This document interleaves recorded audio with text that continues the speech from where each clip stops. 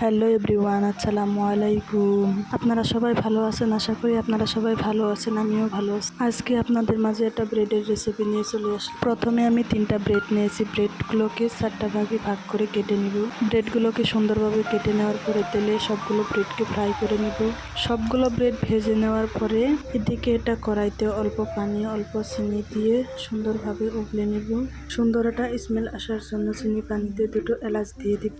চিনি পানিখানি ভালোভাবে জাল দিয়ে সুন্দরভাবে গাঢ় বানিয়ে নিব। চিনি পানি ভালোভাবে গাঢ় হওয়ার পরে ভেজে রাখা ব্রেডগুলো পানির মাঝে দিয়ে দিব। ব্রেডগুলো ঢেলে দেওয়ার পরে ভিতরে যাতে রস ভালোভাবে যেতে পারে সেজন্য কিছু সময়ের ভাবে রেখে দিব। আর এদিকে এটা কড়াইয়ের মাঝে কিছু পরিমাণে গুঁড়ো পাউডার দিয়ে সুন্দরভাবে এটা ক্রিম বানিয়ে নিব। ক্রিম ভালোভাবে হয়ে যাওয়ার পরে একটা একটা করে ব্রেড নিয়ে সবগুলো ব্রেডের ভিতরে ক্রিমগুলো ভরে নিব। আর এই হয়ে গেল আমার ব্রেডের ফাইনাল লুক। আর এখানে আমার ভিডিওটা শেষ করছি। আবার একটা নতুন রেসিপি নিয়ে আপনাদের মাঝে হাজির হব। আসসালামু আলাইকুম।